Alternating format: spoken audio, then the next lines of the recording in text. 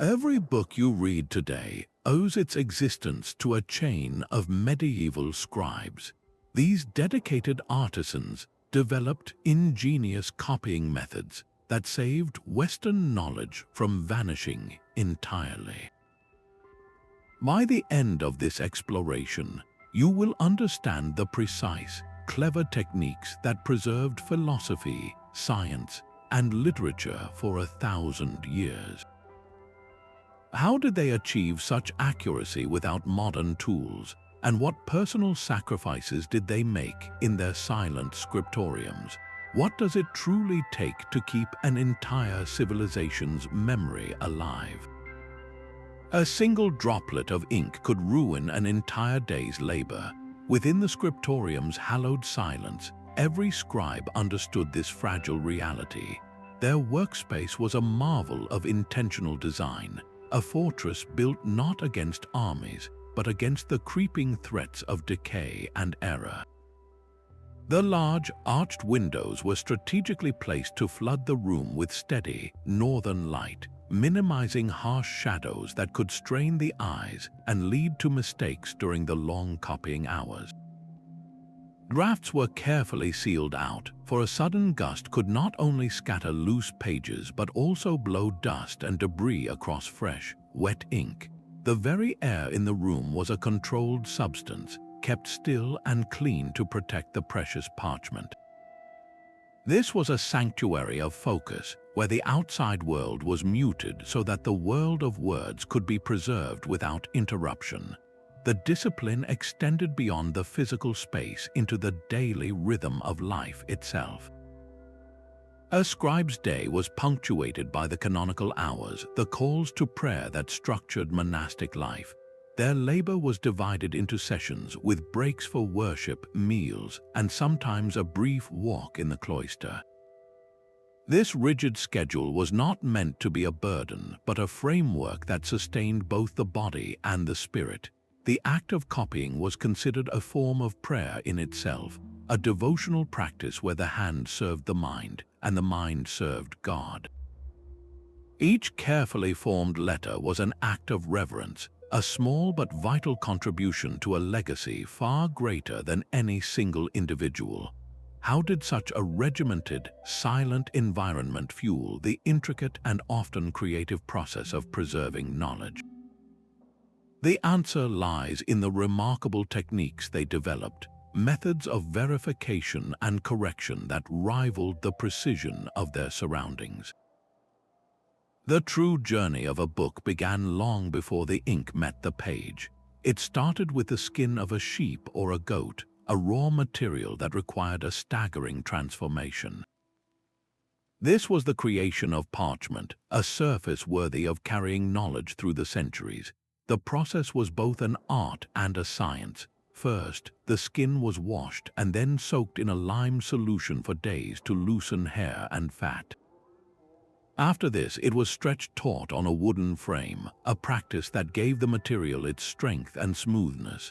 The scribe then took up a lunellum, a crescent-shaped knife with a delicate, sharp edge. For hours, they would scrape the skin back and forth, removing every last trace of hair and flesh. It was arduous, meticulous work where a single slip could tear the hide and ruin weeks of potential. Once the surface was perfectly clean and thin, it was rubbed with pumice stone or chalk. This final polishing created a velvety, uniform texture that would hold ink beautifully without bleeding or blotting. The scribe was not just preparing a surface, they were building a foundation. But a perfect page is useless without the right tools to mark it. The scribe's pen was a quill, most often taken from the wing of a goose. Not just any feather would do, it had to be from the bird's first molting for optimal flexibility and strength.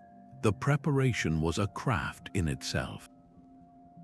The quill was hardened by heating it in warm sand. Then the tip was cut with a special knife into a precise nib. The angle and shape of this cut determined the thickness of every stroke, allowing the scribe to create the dramatic thick and thin lines characteristic of medieval script. A poorly cut quill meant clumsy, inconsistent letters, so this step was performed with the focus of a surgeon. And then there was the ink, a potion brewed for permanence. The most common was iron gall ink, a powerful and durable mixture.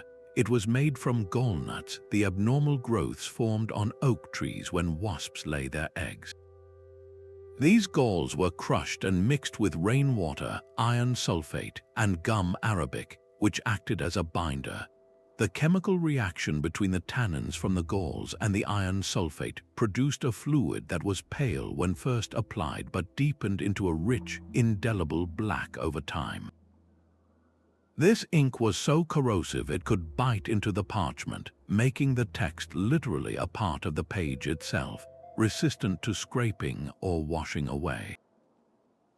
Every element, from the treated skin to the chemically bonded ink, was engineered for survival. This deep, physical investment in the materials meant that when a scribe finally picked up their pen, they were not just writing. They were committing a thought to a substance built to outlast empires. With a perfect page prepared and the right tools in hand, the scribe still faced their greatest challenge, the act of writing itself. And here, a revolution in form took place, one that would change the course of knowledge. Under the reign of the Emperor Charlemagne, a new script was standardized across his vast empire, a writing style so clear and practical it became the scribe's most powerful tool. This was Carolingian Minuscule. Before its adoption, writing in Europe was a chaotic affair. Scripts varied wildly from region to region. Many of them were dense, cramped, and filled with awkward abbreviations and connected letters that made them incredibly difficult to read. A book copied in one monastery might be nearly illegible to a monk in another. Charlemagne's scholarly advisor, Alcuin of York, recognized this problem as a major barrier to administrative unity and cultural revival. The solution was a script designed for maximum clarity and consistency. Carolingian Minuscule introduced something we take for granted today, a clear distinction between uppercase and lowercase letters. It featured rounded, open letter forms with consistent height and generous spacing between words. Each character stood distinct and separate, eliminating the visual confusion of earlier scripts. This was not merely a change in fashion, it was a leap in information technology. For the scribe, mastering this elegant hand was a discipline of immense control. They had to maintain perfect alignment along invisible horizontal lines, keep the height of every letter uniform, and ensure the spacing between words was even and legible. This required a steady hand, a sharp eye, and immense patience, but the payoff was extraordinary. The sheer readability of Carolingian Minuscule meant that copying became faster, as the scribe's own hand could move with more fluid confidence. More importantly, it drastically reduced errors. When a text is clear, a mistake is obvious. Proofreading became a far more effective process, allowing corrections to be made before an error was perpetuated in future copies. This script became the vehicle for preserving nearly everything that mattered, from the philosophical works of ancient Rome to religious scriptures and royal decrees. It was the standard font of its day, a unifying language of letters that allowed knowledge to flow freely across borders for the first time in centuries. The clarity of Carolingian Minuscule did more than just prevent mistakes, however. It invited a new layer of artistry onto the page, creating a clear visual hierarchy where decoration could now play a deliberate and stunning role. This revolutionary script created a clean canvas, but the scribe still faced a relentless enemy, the staggering cost of parchment. Every extra word meant more pages, and more pages meant the skins of countless more sheep. To conquer this material constraint, they developed a secret language of efficiency, a sophisticated system of abbreviations and symbols woven directly into the text. It was a form of medieval shorthand designed to save both precious time and even more precious space. Common words and phrases were systematically shortened. The word et, meaning and, was often reduced to a simple symbol that looks like the number 7. The word est, meaning is, could be written as a simple C with a crossbar through it. For omitted letters, a scribe would use a mark called a titulus, a small dash or line placed above other letters to signal that something was missing. Think of it like the apostrophes we use today in words like canti, but applied to a much wider and more complex set of rules. A trained scribe had to memorize hundreds of these symbols and contractions, understanding their precise meaning based on the context of the sentence. This was not a casual skill, it was a pillar of their advanced literacy. The efficiency gains were enormous. A text filled with these abbreviations could be copied significantly faster, and the final product would use far less parchment, allowing a single book to contain a much greater wealth of knowledge. But this speed came with a hidden risk. This dense forest of symbols demanded an incredible attention to detail.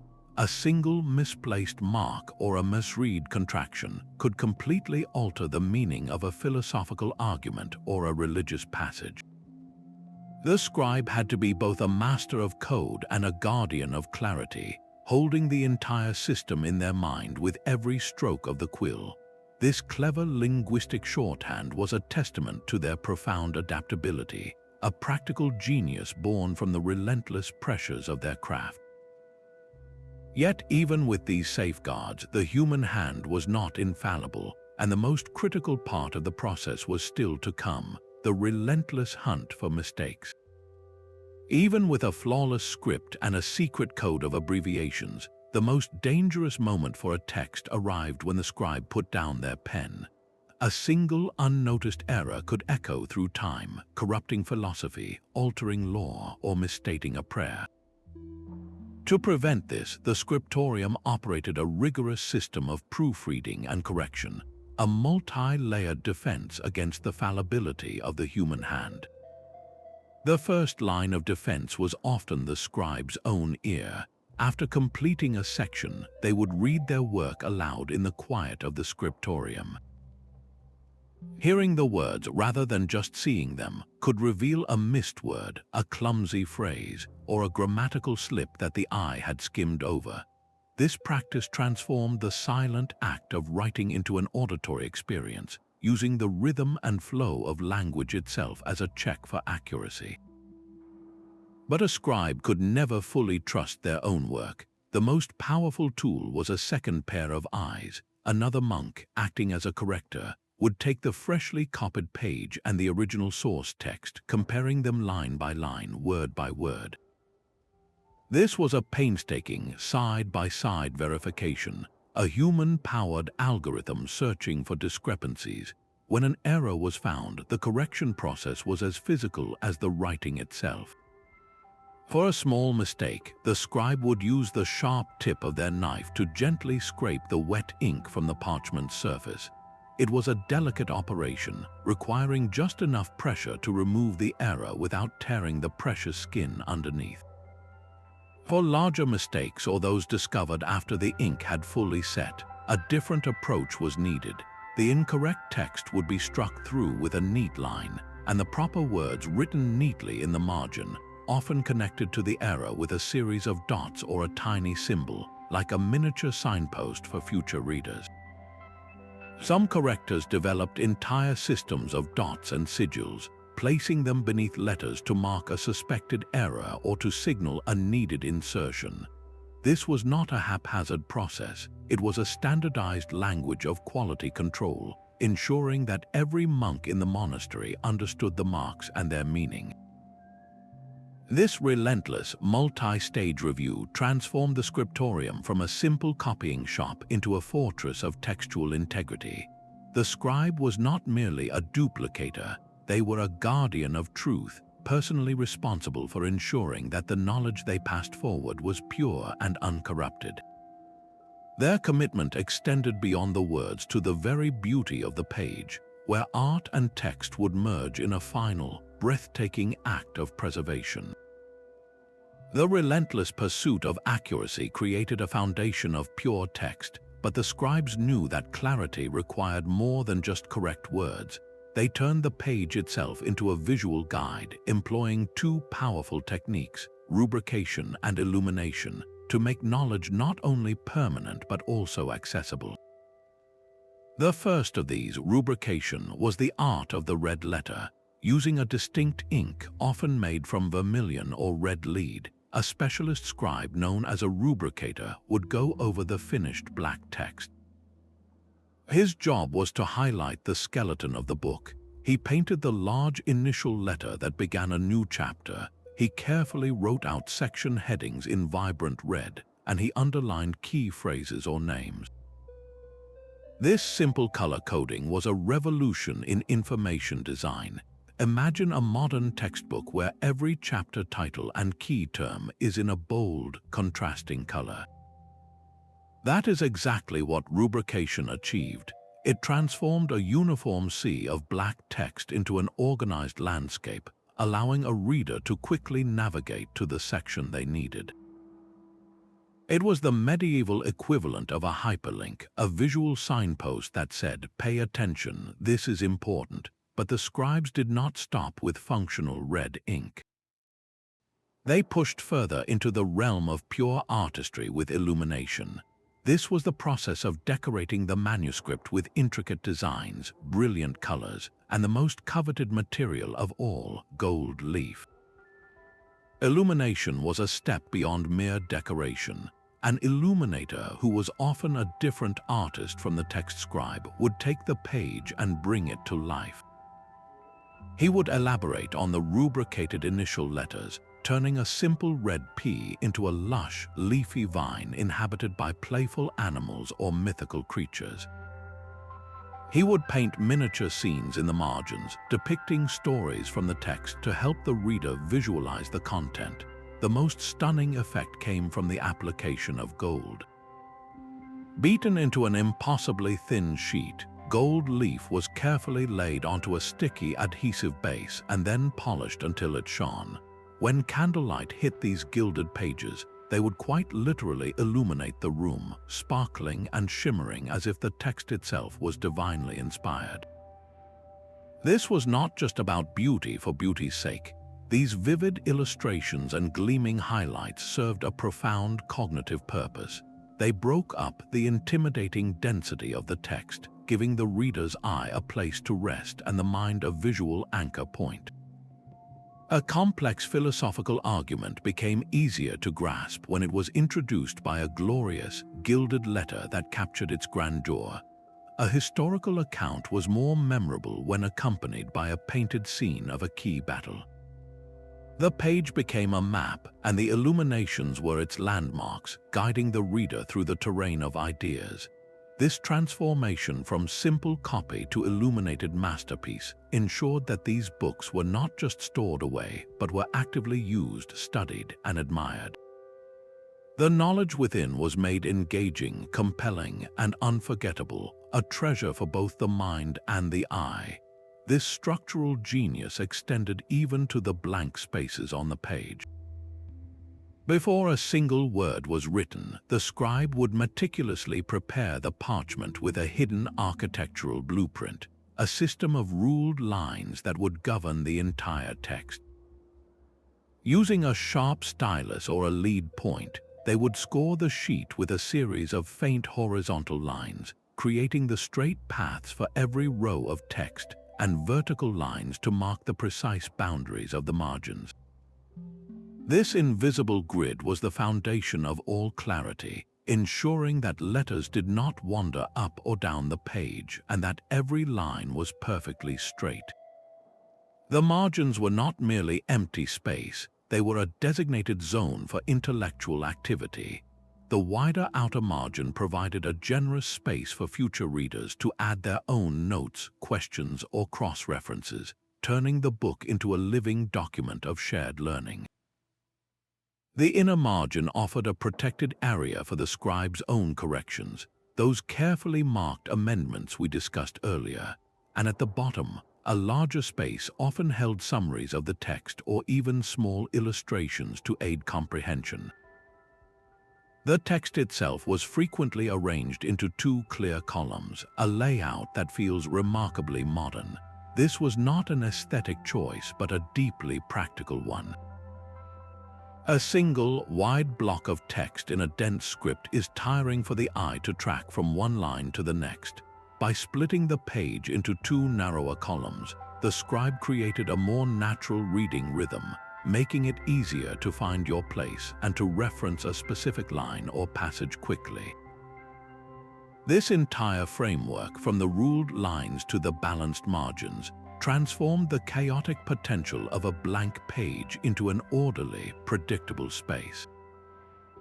It standardized the manuscript, making it easier for the next scribe to accurately gauge the length of a text and plan their own copy. This was preservation through superior design, a holistic approach that considered not just the words, but the entire experience of the reader and the future copyist. Yet, some texts defied even this level of organization, containing such intricate layers of information that they demanded an even more ingenious solution. The scribe's architectural genius extended even to the book's hidden skeleton. For any text longer than a few pages, the challenge was not merely writing the words, but structuring the entire object for efficiency and endurance. The solution was a modular system built around the quire. A quire was a small, self-contained booklet, typically crafted by taking 4 large sheets of parchment, folding them in half, and nesting them together. This single action created a neat packet of 8 leaves or 16 pages, ready for writing. This was the fundamental building block of the medieval book. Before a single scribe picked up a quill, the head of the scriptorium would plan the entire project around these quires, calculating exactly how many were needed to contain the planned text. This division of labor was transformative. Multiple scribes could now work on different quires at the very same time, one copying a chapter on philosophy while another worked on a section of history. Production speed increased dramatically, turning the creation of a massive Bible or encyclopedia from a lifetime's work for one person into a coordinated team effort completed in a fraction of the time. But this parallel work introduced a new danger, the risk of the final book being a chaotic jumble of out-of-order pages. This is where the critical step of collation came in. Once all the quires were copied, they had to be meticulously gathered and arranged in their precise sequence. A master binder would lay them out, checking the catchwords that a thoughtful scribe often wrote at the end of each quire, the first word of the next quire, acting as a simple but effective guidepost. Only when the order was verified as perfect were the quires sewn together onto strong leather cords or bands, which were then laced into wooden boards to create the sturdy cover of the finished codex. This modular design was also a gift to future generations. If a single quire became damaged by water, fire, or simple wear and tear, a new one could be copied and sewn into the existing structure, saving the entire book from ruin. The quire system was a masterstroke of logistical planning, a physical manifestation of the scribble mind that valued order, collaboration, and longevity. This same adaptable mindset was crucial when they faced their most demanding task, copying the most complex and layered texts of all. A scribe never approached a text as a mere copy. Each volume was a living entity with its own purpose, and the methods of its reproduction had to be perfectly tailored to its soul. The work of a scribe was not a single craft but a suite of specialized skills, applied with deep understanding of what the book was meant to do. A liturgical book, a Bible or a psalter destined for the altar, was a gateway to the divine. Here, the scribe's duty was to convey sacredness through every element of the page. The script was often more formal and stately, the margins wider to inspire contemplation, and the illumination breathtakingly elaborate. gold leaf was lavished upon these pages not just for beauty, but to represent the light of heaven itself. Every decorated initial and miniature painting was a visual sermon, lifting the reader's mind from the mundane to the holy. The formatting was strict and reverent, designed to be seen and used in ritual, its authority emanating from its perfection. Then there was the classical treatise, a work of science or philosophy by an author like Aristotle or Galen. These texts presented a completely different challenge. They were dense with complex ideas that often relied on diagrams of planetary movements, geometric proofs, or anatomical drawings. Copying these required a scribe to be a part-time draftsman and a master of technical drawing. They had to precisely replicate a geometric figure or a schematic of the human eye, ensuring that the lines and labels remained accurate, for a single misplaced line in a diagram could invalidate an entire scientific theory. They developed specialized symbols for mathematical operations or astronomical observations, creating a visual language that had to be as consistent as the text itself. The authority of a legal document, a charter or a deed, rested on an entirely different foundation. Its power came from its unassailable precision and formal presentation. The wording had to be exact, with no room for creative abbreviation or misinterpretation.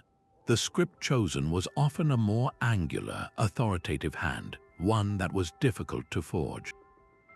The layout was straightforward and severe, its clarity a bulwark against future disputes. The scribe here was less an artist and more a notary, their primary goal being to create a legally defensible record that would stand the test of time.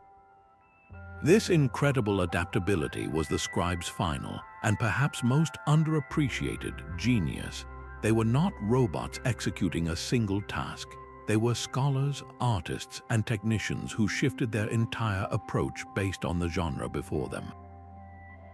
By understanding the purpose and the intended audience of each text, they ensured that a book of law commanded respect, a work of science retained its clarity, and a book of prayers evoked wonder. This flexibility allowed them to preserve the full, magnificent spectrum of human knowledge, each volume perfected for its role in the world. Yet, for all their skill and dedication, these guardians of memory were about to face a storm that would push their entire system to the brink of collapse. The scribe's greatest adversary was often the world just beyond the parchment's edge. Huddled at a sloping desk during a bitter winter, the cold seeped into the scriptorium, stiffening fingers and making the precise control of a quill a constant battle. In summer, the heat could cause ink to thicken and dry on the nib, clogging the fine point and ruining the flow of a letter. These physical challenges were relentless, and the scribes met them with a quiet, practical ingenuity.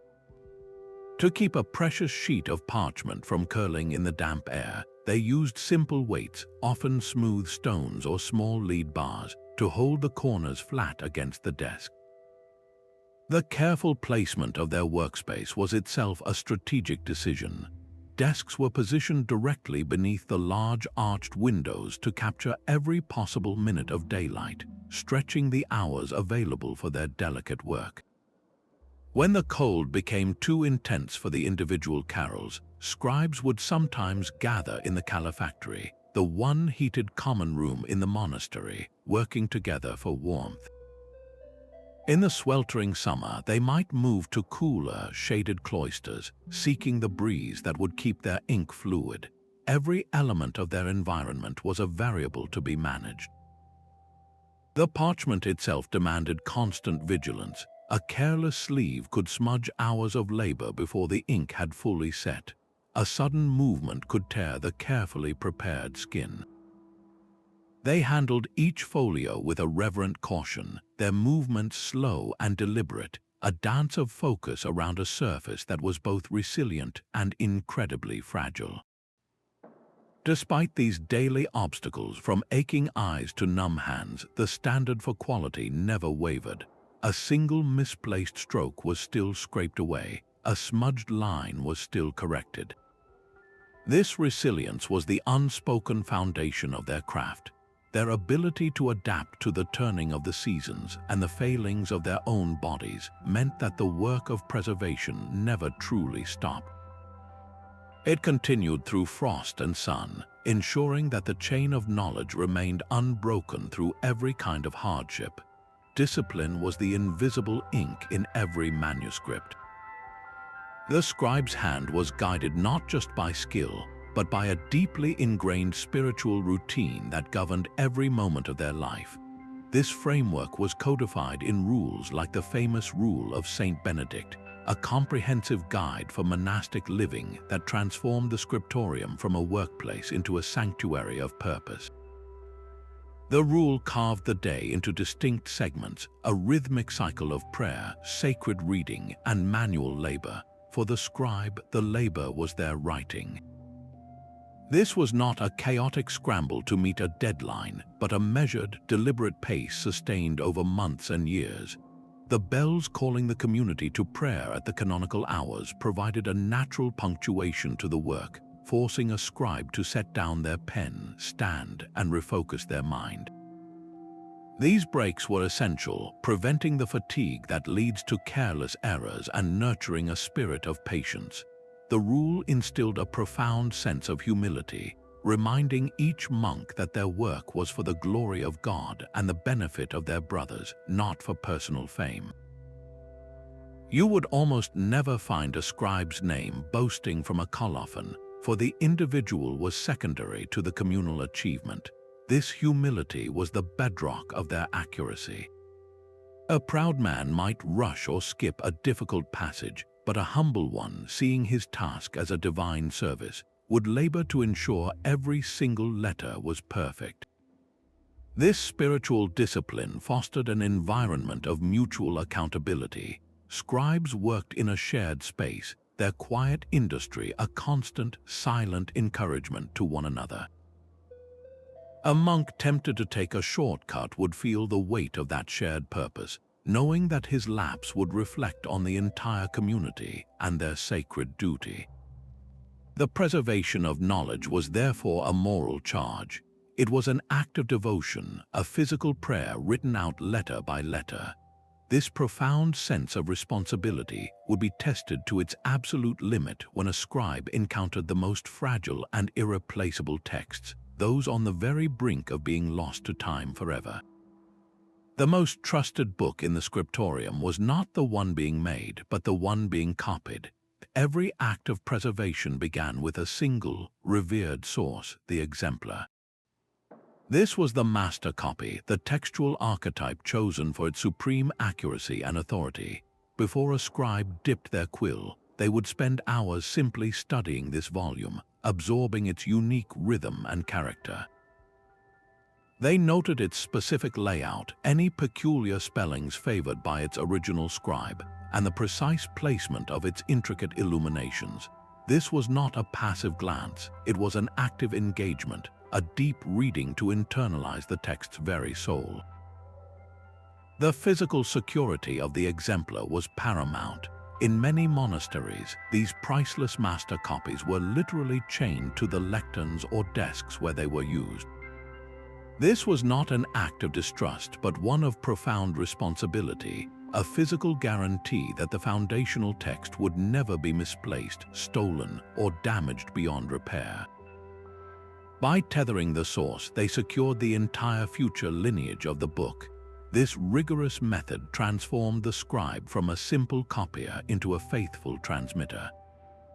Their goal was not to improve or interpret, but to replicate with absolute fidelity, to capture the original author's voice and intent without the distortion of time or personal bias. Every decision, from accepting an unusual abbreviation to replicating a strange diagram, was guided by the silent authority of the Exemplar. This disciplined reverence for the source text created astonishing consistency across centuries. A philosophical work copied in a French monastery in the 12th century could bear an almost word-for-word resemblance to a copy made in a German scriptorium 200 years later, because both traced their lineage back to the same chained archetype. This practice was the bedrock of textual integrity, a silent pact between scribes across generations to honor the past.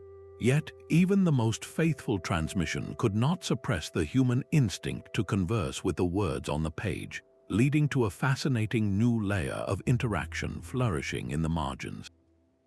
The pristine text of a manuscript was never truly silent. Over time, its margins would come alive with a chorus of new voices.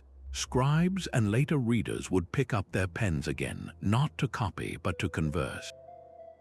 They filled the blank spaces with a rich tapestry of notes, corrections, and personal reflections, creating a layered document known as Marginalia. This was not an act of defacement, but one of deep intellectual engagement.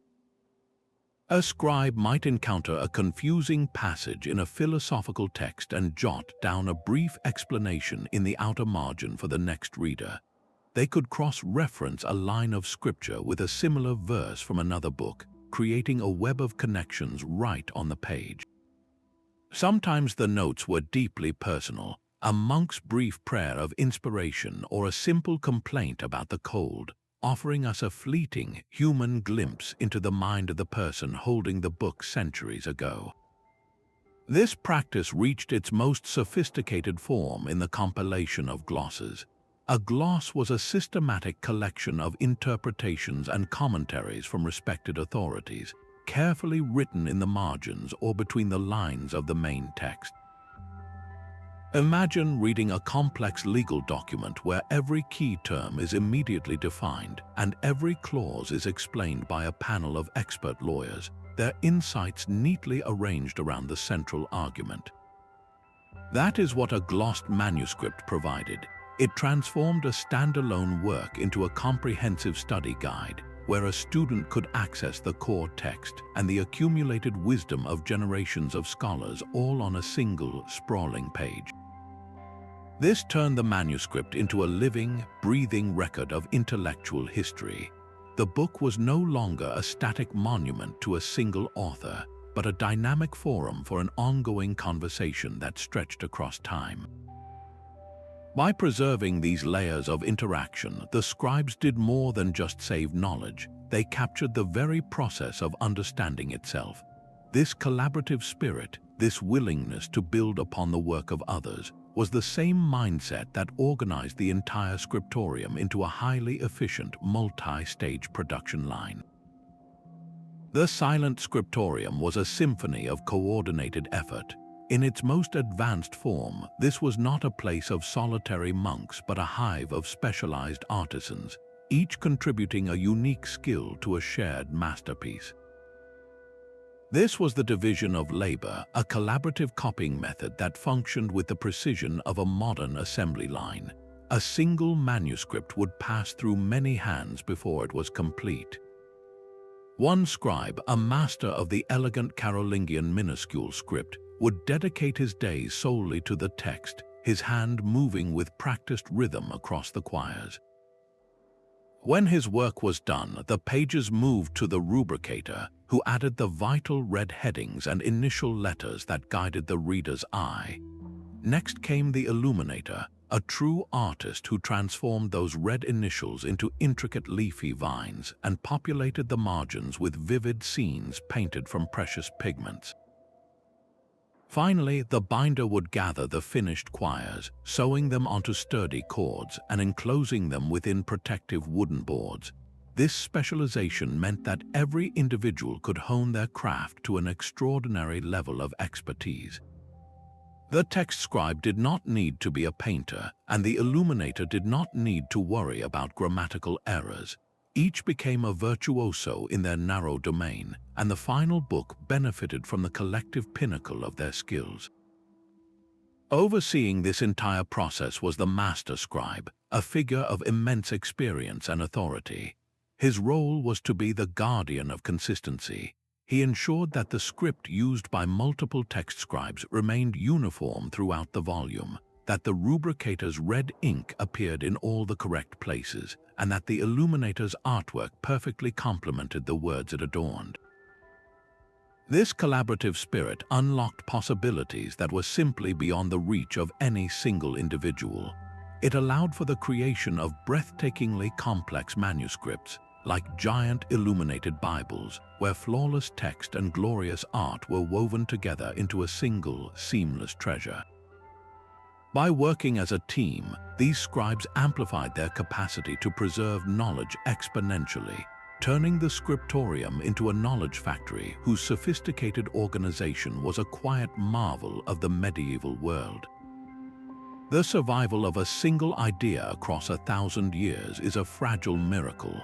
While Europe navigated the political fragmentation of the early Middle Ages, the foundational texts of Western civilization faced a silent emergency. The philosophical works of Aristotle, the poetic verses of Virgil, the scientific observations of Galen, all of these were penned on fragile papyrus scrolls, a material that crumbles to dust in damp climates.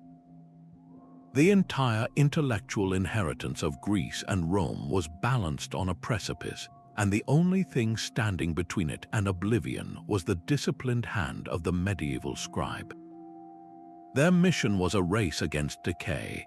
They would take these aging, often unique scrolls and meticulously transcribe their contents into the new, far more durable format of the parchment codex, the book as we know it.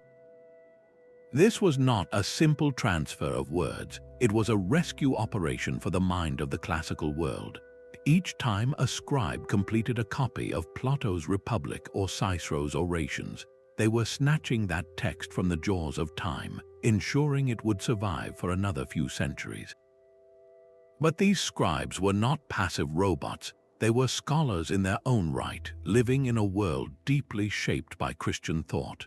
When they encountered pagan philosophy or mythology, they sometimes added their own commentaries in the margins, framing the ancient ideas in ways that made them relevant and understandable to a medieval reader. A passage from Aristotle on ethics might be accompanied by a note linking it to a similar concept in Christian theology, creating a bridge between the old world and the new.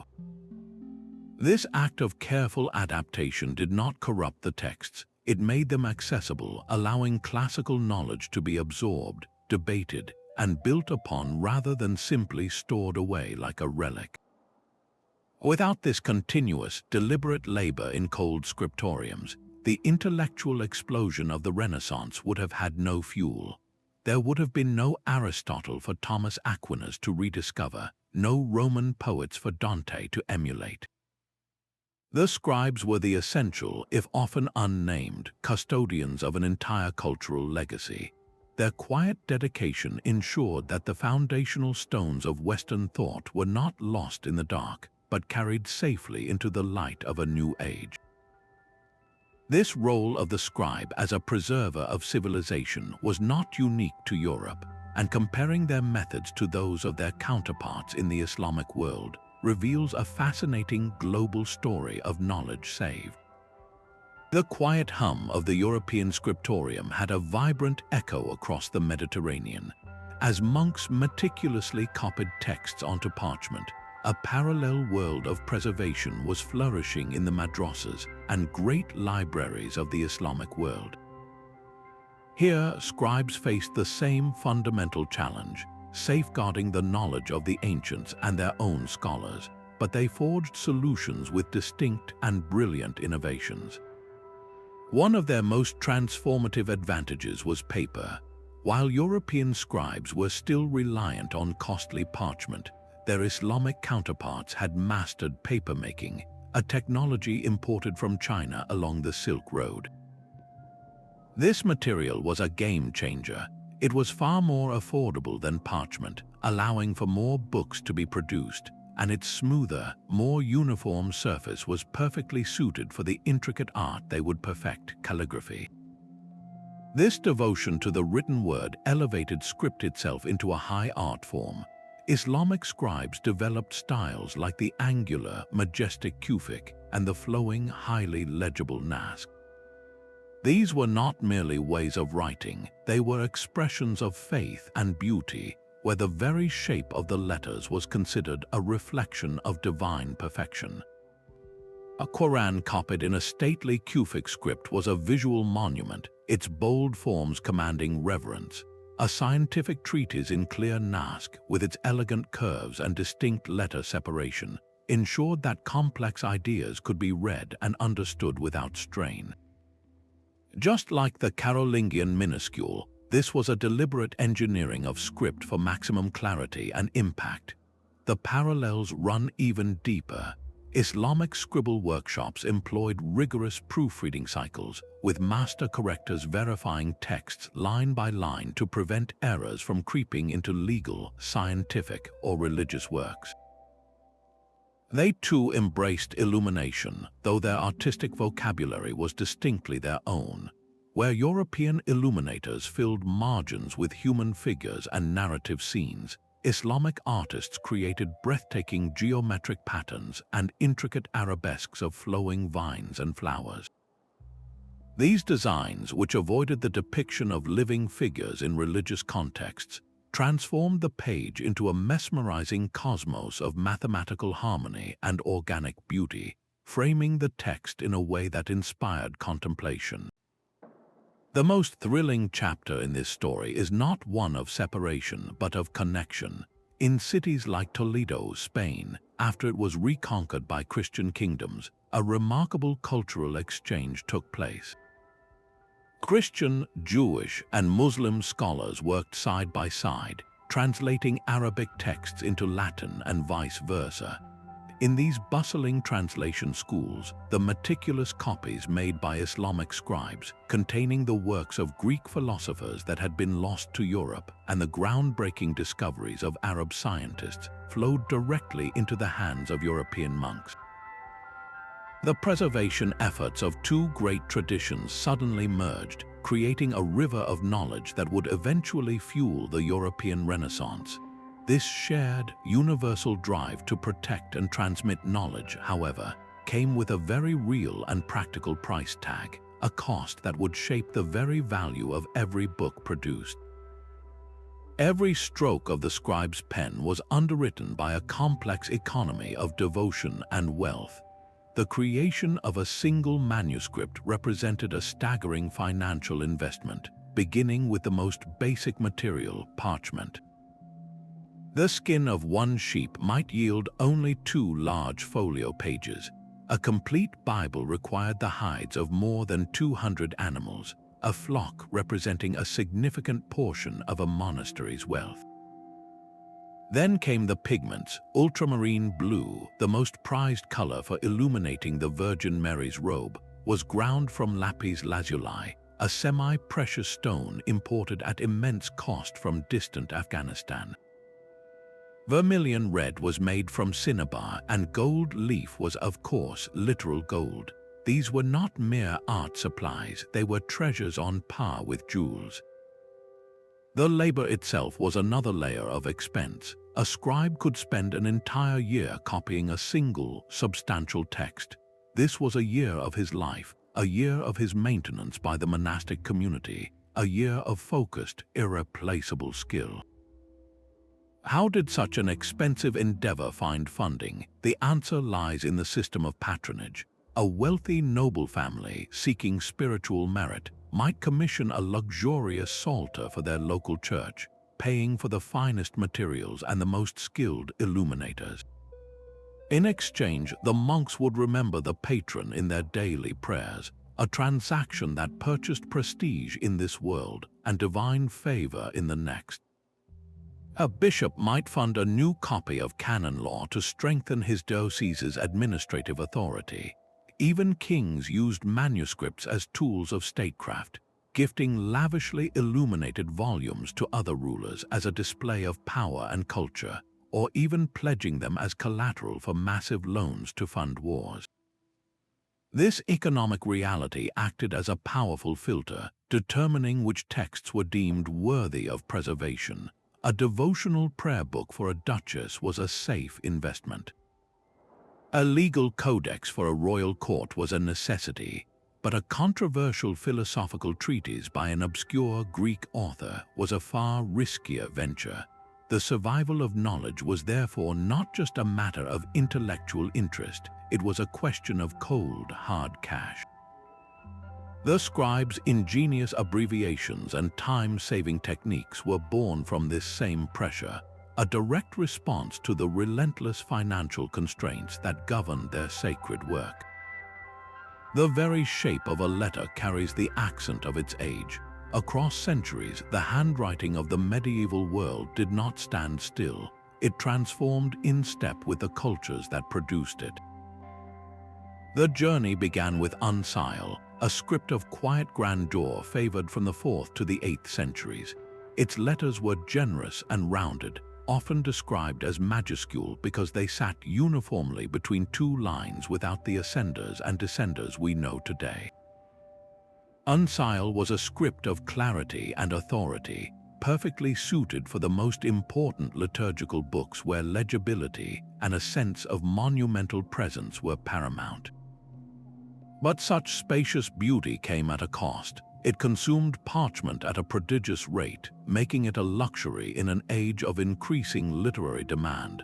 By the 12th century, a new aesthetic was taking hold, one that favored verticality, angularity, and breathtaking density.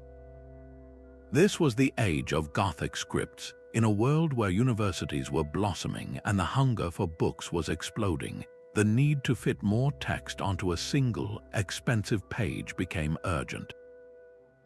Gothic was the answer. Its letters were compressed with sharp, broken forms that could be packed tightly together, line after dense line. A page of textura, the most formal of these Gothic styles, looks like a woven fabric of black ink, a stunning visual tapestry, but one that could strain the eyes of any reader. This was not merely a change in fashion, it was a direct response to economic and intellectual pressures. Scribes had to be linguistic time travelers, fluent in the script of the past to copy old exemplars, and masters of the contemporary hand to meet the needs of their own era. A scribe in a French monastery might need to read an ancient Uncial manuscript and then translate its contents, letter by letter, into the modern Gothic script his patrons expected. This required immense adaptability, a visual and mental flexibility to switch between entirely different writing systems. The evolution from the open curves of Uncial to the compressed angles of Gothic reveals a deeper truth about the scribe's world. Their craft was never isolated from the currents of history. It was shaped by the cost of materials, the rise of new institutions, and the ever-changing taste for what a beautiful page should look like.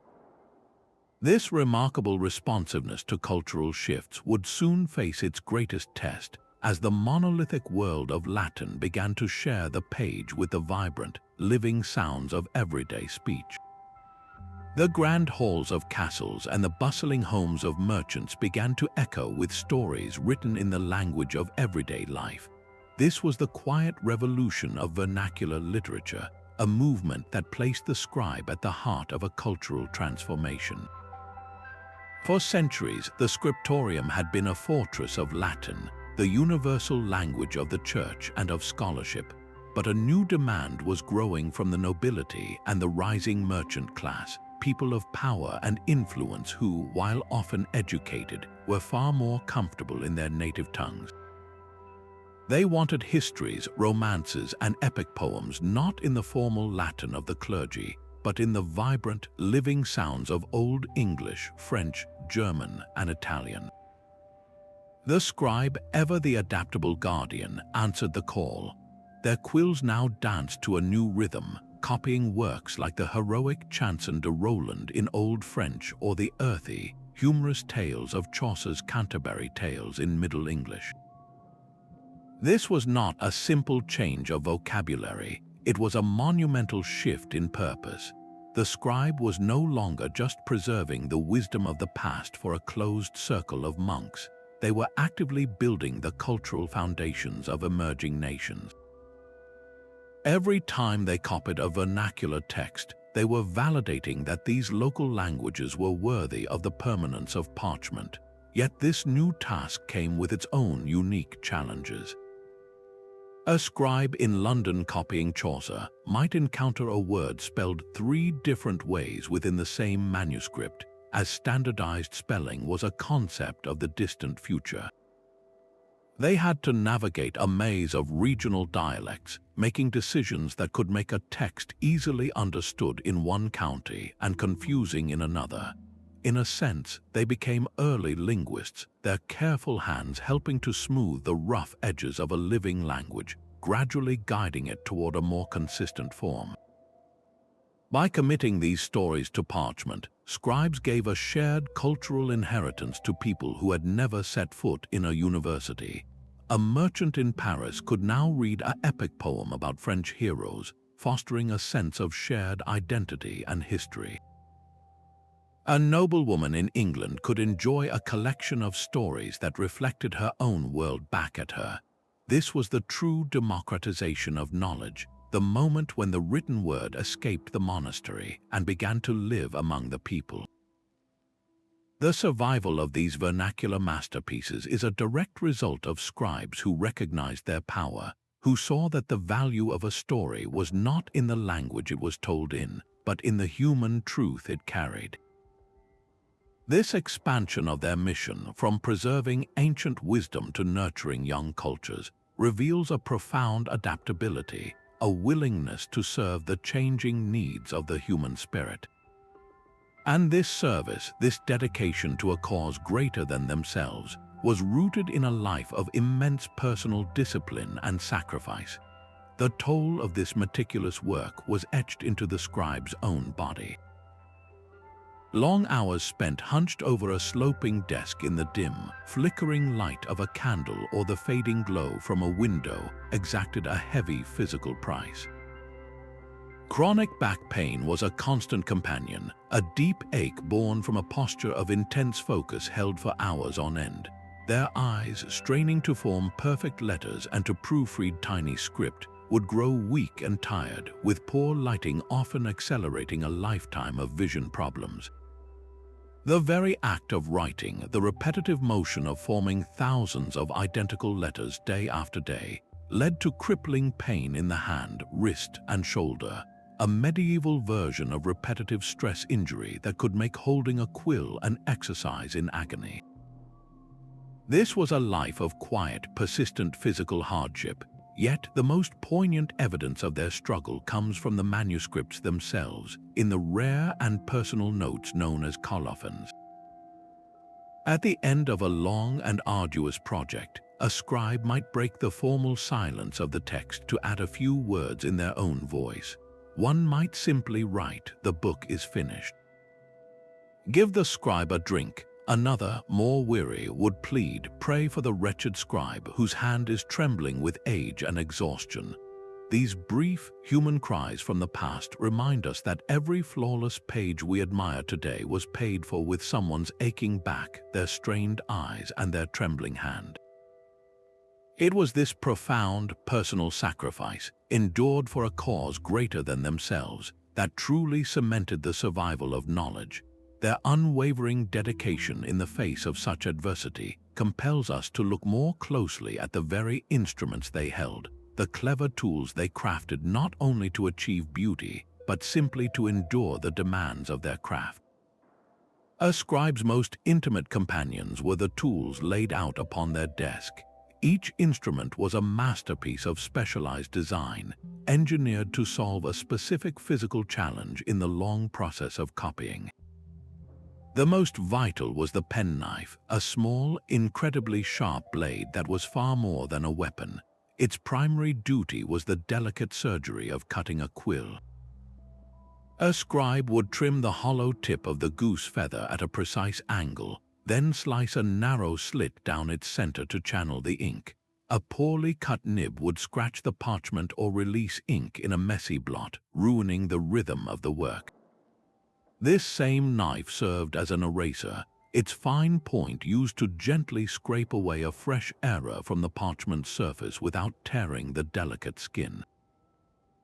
For mistakes that had already dried, a scribe might use a piece of pumice stone, a light abrasive that could sand away the offending letters, though this always risked leaving a faint ghost of the error behind.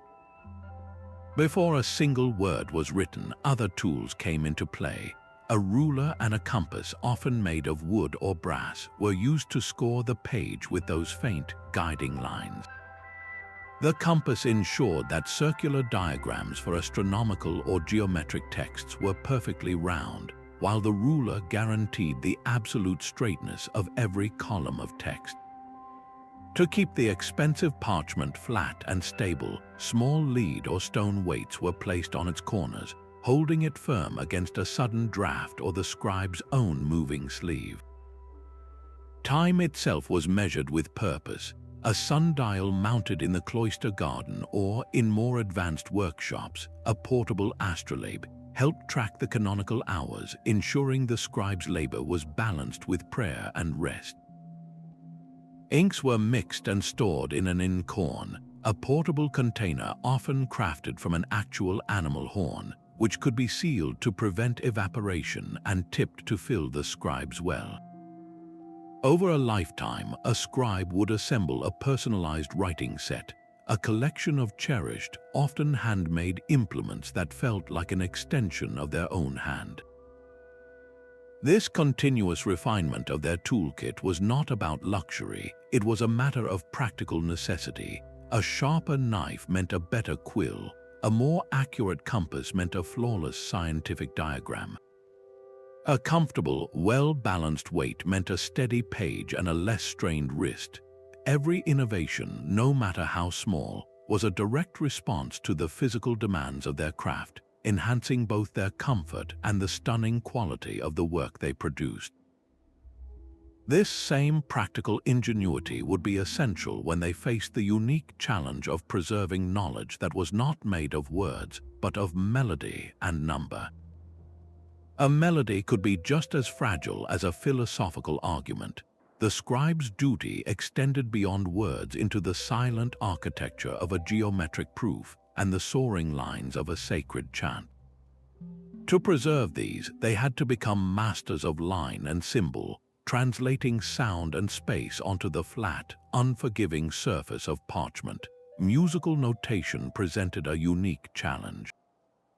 Before the modern 5-line staff was standardized, scribes used a system of neumes, small, delicate symbols written above the text of a liturgical chant. These were not precise notes as we know them, but a kind of musical shorthand that indicated the contour of the melody, a gentle reminder of a tune the singer was already expected to know. The scribe's task was to place these neumes with absolute consistency, their height and shape dictating whether the voice should rise, fall, or turn in a specific flourish. They often first scored the page with a 4-line staff, drawn with a sharp point and highlighted with colored inks to give these floating neumes a fixed home. A single neume placed a hair too high could throw off the entire pitch of a prayer. In mathematical and scientific manuscripts, the challenge was one of perfect proportion. A scribe copying Euclid's geometry could not simply describe a triangle, they had to draw it. Using a compass and a straightedge, they replicated intricate diagrams of geometric proofs, ensuring every angle was exact and every circle truly round. The authority of the entire mathematical argument rested on the visual accuracy of these figures. A diagram that was even slightly out of proportion could invalidate a logical proof that had stood for 1,000 years. This demanded a draftsman's eye and a steady hand, a different kind of discipline from forming letters. Recognizing the limits of their own expertise, scribes often collaborated with specialists. A musically literate monk might oversee the copying of a choir book, humming a phrase to verify the flow of neumes. A scholar well-versed in astronomy could check the placement of stars in a celestial map. This was an early form of interdisciplinary teamwork, where the scribe's technical skill merged with an expert's deep knowledge to create a truly authoritative copy. Through this meticulous, collaborative effort, they secured the survival of Gregorian chants that still echo in cathedrals today, and geometric principles that remain the foundation of our understanding of space. This incredible versatility, this ability to shift from poetry to pitch to proof, defined the scribe's genius, yet for all their precision, they were not creating sterile duplicates, and the very nature of their handcrafted work meant that no two copies were ever perfectly alike. Even the most disciplined scribe was only human. After hours of focused labor, a tired eye could easily skip a line or misread a similar-looking word. A moment of distraction might lead to a simple misspelling, or a hand cramped from the cold could duplicate an entire sentence. These unintentional slips were constant threats, but sometimes the changes were deliberate. A scribe encountering a difficult or seemingly illogical passage might unconsciously smooth it out, rewriting a clumsy phrase to sound more elegant or correcting a fact based on their own contemporary knowledge. They became editors as well as copyists, and their interventions created multiple, slightly different versions of the same fundamental work. Scholars today call these differences textual variants, and they are not signs of failure but fascinating clues in a grand historical puzzle. To reconstruct what an original author like Aristotle or St. Augustine actually wrote, experts use a method called stemmatics. This process involves gathering all the surviving manuscript copies of a text and carefully comparing their variants. By analyzing the specific patterns of errors and changes, scholars can map out a family tree for the manuscripts. If two copies share the same unique mistake, for instance, they likely descended from a common, flawed ancestor. This detective work allows researchers to peel back the layers of scribal intervention and get closer to the lost archetype. The scribes themselves were acutely aware of this fragility. In the margins of countless manuscripts, you can find their own humble admissions of doubt. A note might read, "This seems corrupt," or "The exemplar was unclear here." Sometimes they would offer two different readings of a problematic word, writing one in the margin next to the other, effectively saying to the future reader, "I found it written this way, but it might mean this." This transparency reveals a profound intellectual honesty. They knew their work was part of a chain, not its final link, and they trusted that later generations would continue the effort of refinement.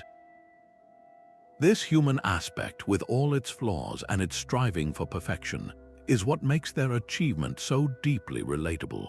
They were not infallible machines, but dedicated guardians doing their best against the tide of time and human fallibility. Their success lies not in creating a perfect record, but in preserving a resilient one, a core of knowledge robust enough to survive its own imperfect transmission. This very human process of preservation through adaptation would soon face its ultimate test, a technological revolution that promised to make their entire craft obsolete. A new machine arrived from Mainz, Germany, and the Scriptorium would never be the same. The printing press with its movable metal type did not erase the scribe overnight. Instead, it initiated a long and complex dance between the old world and the new. For decades, the two technologies coexisted. Early printed books, while mechanically produced, often left blank spaces for decorative initials and elaborate borders. Wealthy patrons who commissioned these books would then hire master scribes and illuminators to fill these spaces by hand, transforming a mass-produced object into a unique work of art that blended the efficiency of the press with the irreplaceable beauty of the manuscript tradition.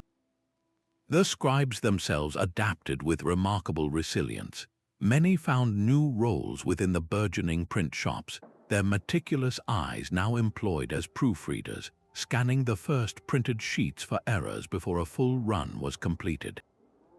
Their deep understanding of layout and script made them invaluable as designers, advising on the very shapes of the typefaces that would mimic the elegant hands they had once practiced for a lifetime. The press brought undeniable wonders. It could produce hundreds of identical copies of a text in the time it took a single scribe to complete one, slashing costs and putting books into the hands of a rapidly expanding readership.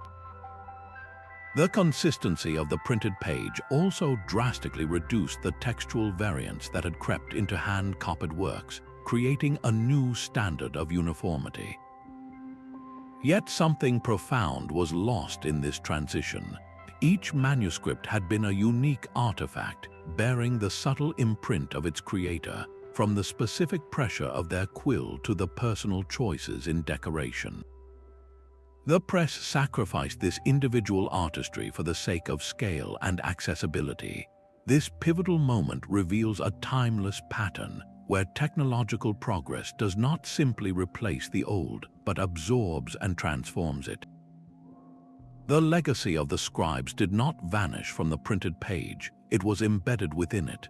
Their centuries of labor established the very ideals of textual accuracy, elegant design, and visual hierarchy that the new medium sought to emulate. The ghost of the scribe lives on in the clean lines of a modern book, a silent testament to the standards they set for preserving the written word. The same manuscripts that once rested on a scribe's desk now glow on computer screens across the globe. Historians, linguists, and even chemists now join the effort, using tools the original scribes could never have conceived. Multispectral imaging, a sophisticated photographic technique, can peer beneath later corrections or recover text from pages that were scraped clean and reused, revealing lost poems or early drafts hidden for centuries. Scientists analyze the chemical composition of inks and pigments, tracing the trade routes that brought lapis lazuli from Afghanistan to a French monastery. This is not the end of the scribes' journey, but a new chapter in their legacy. Their work is now being preserved in a medium they would find as miraculous as parchment was to their ancestors, the digital archive. Initiatives like the digitized Manuscripts library are creating high-resolution, color-perfect images of these treasures, page by delicate page. This means a student in Tokyo can study the same Irish gospel book as a scholar in Dublin, without the risk of a single fingerprint damaging the 1,000-year-old parchment. The fragile originals, having survived so much, can now rest in climate-controlled vaults, while their digital twins carry the knowledge forward. The intellectual habits of the medieval scribe are also proving to be remarkably modern. Their drive for standardized scripts like Carolingian Minuscule paved the way for our own universal fonts and file formats. Their systematic use of margins for glosses and annotations is echoed in the comment threads and collaborative editing features of our digital documents. We are still solving the same core problem they did: how to store information in a way that is organized, accessible, and durable for the future. Our struggle against digital obsolescence, where file formats become unreadable and storage media decays, is a direct parallel to their battle against physical decay. We are the new scribes grappling with our own version of iron gall ink and fragile parchment. This profound continuity forces a final, humbling question: what are we, in our own digital scriptoriums, working so hard to preserve for the generations yet to come? The ink on their hands was a kind of prayer. For the medieval scribe, each word meticulously copied was not merely an act of preservation, but a step on a spiritual journey. This work was a form of devotion known as lectio divina, or divine reading, where the slow, deliberate process of writing allowed the sacred text to seep into the scribe's own soul. They were not just transmitting words, they were internalizing them, believing that the very act could bring them closer to God and earn them spiritual merit. A mistake was not only a technical failure, it was a moral lapse, a moment of failed focus in a sacred dialogue. This profound sense of purpose transformed the Scriptorium from a workshop into a sanctuary. The labor was an offering, and the finished book was a physical manifestation of faith, a vessel of divine wisdom meant to illuminate the minds of their brothers and all future generations. Their cultural role was equally immense. Every time a scribe copied a local chronicle, an epic poem like Beowulf, or a collection of regional laws, they were weaving another thread into the tapestry of a shared identity. They were the architects of collective memory, ensuring that a kingdom's history, a hero's deeds, and a community's legal rights were not lost to the fog of time. In an era before printing, the scribe was the living link, the human conduit through which the past spoke directly to the future. This work embodied a medieval world where time was not a series of disconnected moments, but a continuous, sacred flow. The scribe stood at a crucial point in that river, carefully passing the treasures of the past to the waiting hands of the future. This spiritual and cultural weight is what elevated their methods from clever technique to a profound legacy. It is the reason a simple page of parchment could feel like a sacred object, charged with a purpose that went far beyond the ink it held. Our digital world is drowning in a relentless flood of information. We face a crisis not of scarcity but of overwhelming noise, where truth is easily buried beneath a mountain of hasty tweets, unverified claims, and fleeting digital content. The medieval scribe's quiet discipline stands in stark contrast to this chaos, offering a powerful corrective to our modern habits. Their entire craft was built on a foundation we have largely abandoned: the profound value of slow, verified, and deliberate preservation. Where we prioritize speed and volume, they championed accuracy and permanence. Every time a scribe carefully scraped away an error, or a corrector spent hours comparing a new copy line by line with the original, they were enacting a principle we desperately need today: the moral duty to verify before we amplify. Their rigorous proofreading cycles are a direct challenge to our culture of rapid retweets and sharing articles based solely on a headline. The scribe's method forces us to ask a difficult question: are we curators of knowledge or merely conduits for clutter? Their collaborative scriptorium, where specialists in text, decoration, and binding worked in harmony, provides a powerful model for modern teamwork. Imagine a newsroom or a research lab that adopted this holistic approach, where fact-checkers, writers, and editors worked not in isolated silos but as an integrated unit with a shared, sacred responsibility for the integrity of the final product. The scribe's life was a testament to the idea that some tasks cannot be rushed without sacrificing their very soul. The long-term impact of their work, books that endured for 1,000 years, should make us pause and consider the fleeting nature of our own digital footprints. What are we creating today that will hold its value and truth for the next generation? The scribes teach us that being a custodian of knowledge is not a passive role. It is an active, daily choice to prioritize quality over quantity, to build something meant to last.